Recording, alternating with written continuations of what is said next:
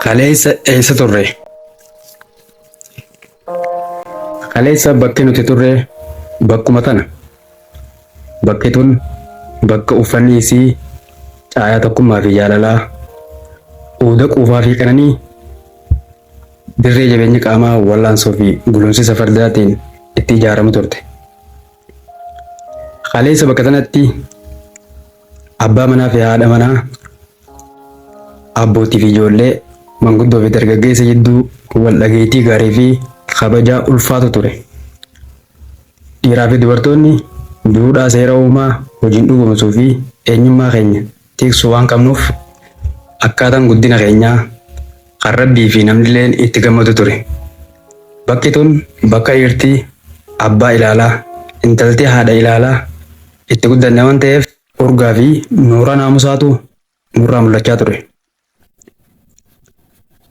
Bakki tun bakka dargaggummaan keenyaa fi dubrummaan shamarran keenyaa kan yeroo ibaadaa goonu ulfina keenya lafti ba'aa itti dadhabdu ture. Bakki tun bakka itti dardaraa fi dubrii hamma umrii fi bilchinni keenya dandeettii ba'aa bultii baadhachuu qabaatee bira dabaruu bultii ittiin ijaarranne waan ta'eef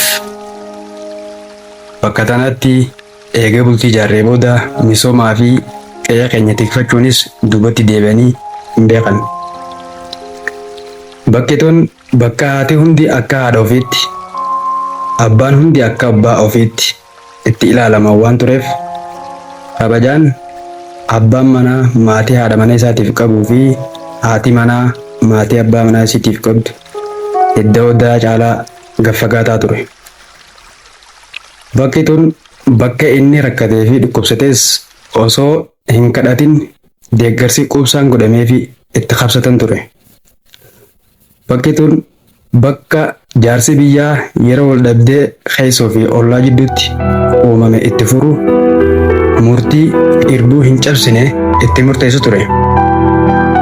Bakki tun bakka garaagarummaan qabeenyaa qoqqooddaa uummataa akka hin finneef yeroo gammachuu, gaddaa fi yaa'ii gosaatiif walitti dhufan nyaanni isaaniif qophaa'u kan midhaan lafaa marge qofa irraa qophaa'e akka ta'u yookaan marqaa akka ta'u itti murtaa'ee ture. Bakki tun bakka uffanni isiin uffachaa turte faaya amma haasofnu kana hunda ofirraa qabu ture. Bakki tun bakkuma sanii. Nutis uummatuma sanii. Garuu har'a nuufi bakki tunis kafanni ofirraa qabnu kan biraati. Kafana duraanii san maaliif baafanne? Eessatti baafanne? Akkamitti baafanne? Eenyuuf baafanne? Gaafii sagantaa itti aantu keessatti deebisaa isaa qabannee itti